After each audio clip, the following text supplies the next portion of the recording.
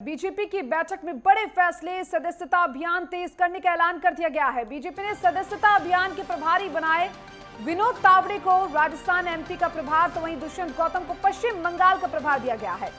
सदस्यता अभियान को लेकर बीजेपी की ये बड़ी बैठक, ऐसे में बीजेपी ने सदस्यता अभियान के प्रभारी नियुक्त कर दिए हैं। विनोद तावड़े को राजस्थान और मध्य प्रदेश का प्रभार दिया, तो दुष्यंत गौतम को पश्चिम बंगाल का प्रभार सौंप दिया गया है। और बैठक में गृह मंत्री अमित शाह ये कहते हुए नजर आए हैं कि बीजेपी सत्ता में अभी और 25 साल रहेगी। बड़ा बयान भी उन्होंने दिया, बीजेपी को 35 साल तक कोई नहीं हिला सकता।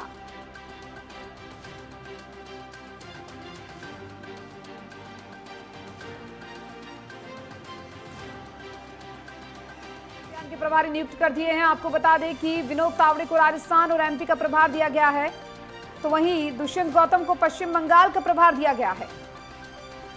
और बैठक में गृह मंत्री अमित शाह मौजूद रहे हैं और उन्होंने कहा है कि बीजेपी सत्ता में अभी और 25 साल रहेगी, साथ ही बीजेपी को 35 साल तक कोई नहीं हिला सकता। ये बड़ा बयान देते हुए भी अमित शाह नजर आए हैं। और देखिए, ये जो आज बैठक हुई है अपने आप में काफी अहम बैठक मानी जा रही थी, क्योंकि जो बीजेपी के दिग्गज नेता हैं वो इस बैठक में शामिल हुए थे और कई बड़े फैसले लिए गए हैं। बीजेपी ने सदस्यता अभियान को लेकर प्रभारी नियुक्त कर दिए, जहां पर विनोद तावड़े को राजस्थान और मध्य प्रदेश की जिम्मेदारी दी गई, तो दुष्यंत गौतम को पश्चिम बंगाल का प्रभार दिया गया है। और ऐसे में इसी बैठक में गृह मंत्री ये कहते हुए नजर आए हैं कि बीजेपी अभी और 25 साल सत्ता में रहेगी, 35 साल तक बीजेपी को कोई नहीं हिला सकता है। और इस बैठक में बीजेपी के दिग्गज मौजूद रहे हैं। सदस्यता अभियान तेज करने का ऐलान कर लिया गया है कि ज्यादा से ज्यादा बीजेपी को लेकर पार्टी में ज्यादा से ज्यादा सदस्य शामिल करवाए जाएं। बीजेपी पार्टी में ज्यादा से ज्यादा सदस्यों को शामिल करवाया जाए, उनको शपथ दिलाई जाए। और ऐसे में इस पूरे बैठक में बीजेपी के जो बड़े दिग्गज नेता हैं वो मौजूद रहे हैं। गृह मंत्री अमित शाह का भी बड़ा बयान इस दौरान सामने आ गया है। उन्होंने कहा कि बीजेपी अभी और 25 साल तक सत्ता में रहेगी, 35 साल तक बीजेपी को कोई नहीं हिला सकता है सत्ता से।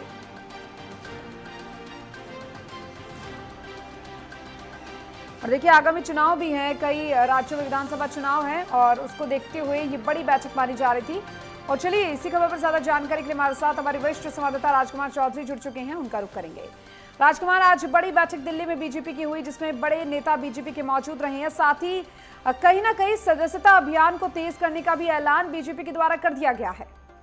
देखिए दीपिका, ये जो बैठक थी, इस बैठक को सदस्यता के तौर पे ही माना जा रहा था, क्योंकि राष्ट्रीय सदस्यता एक अभियान भारतीय जनता पार्टी को चलाना है, जो 1 सितंबर से शुरू होकर 31 अक्टूबर तक चलेगा। ये 2 महीने का जो दौर रहेगा, इस दौर में सभी प्रदेशों में ये सदस्यता अभियान चला जाएगा। और इसका सीधे सीधे मकसद है कि नए कार्यकर्ताओं को पार्टी से जोड़ने का, नए कार्यकर्ताओं को पार्टी से जोड़ा जाए, पार्टी की नीतियों को उन्हें बताया जाए और बेहतर एक संगठन तैयार किया जाए।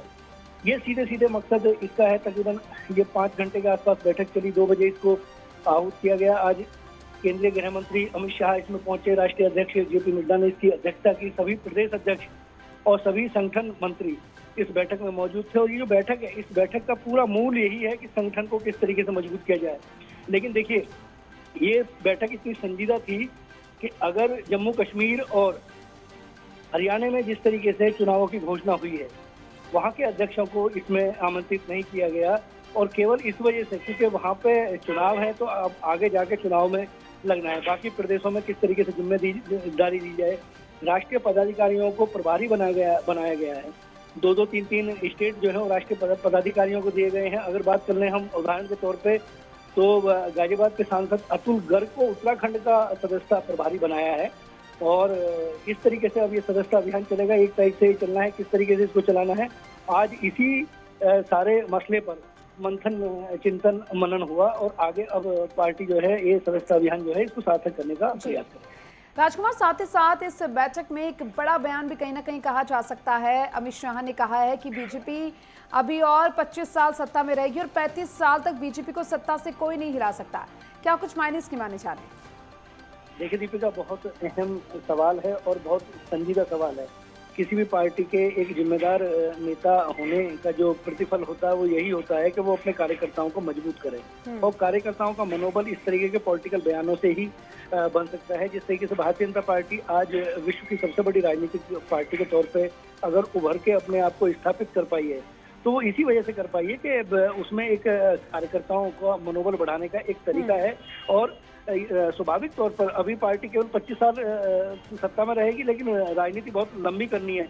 नया नेतृत्व आना है, नए अध्यक्ष चुने जाने हैं, उन सब लोगों को मौका दिया जाना है। अगर देखो उदाहरण के तौर पर अगर देखा जाए तो एक कार्यकर्ता को किस तरीके से मुख्यमंत्री बनाया जाता है, ये राजस्थान और ये मध्य प्रदेश के अलावा हरियाणा में देखने को मिला कि जिस तरीके से नायब सिंह सैनी, जिस तरीके से बनाया गया। और तो ये जो तरीके हैं, ये कहीं ना कहीं एक कार्यकर्ता का कहीं ना कहीं मनोबल बढ़ाने का, और अमित शाह का जो बयान है उस बयान का भी इसी तरीके से, इसी परिप्रेक्ष्य में उसको देखा जाना चाहिए कि अंतिम पायदान पर खड़ा हुआ कार्यकर्ता ये मनोबल करे कि हमारी पार्टी हमसे है। ठीक है राजकुमार, चलिए बहुत बहुत शुक्रिया आपका तमाम जानकारी को साझा करने के लिए विस्तार से।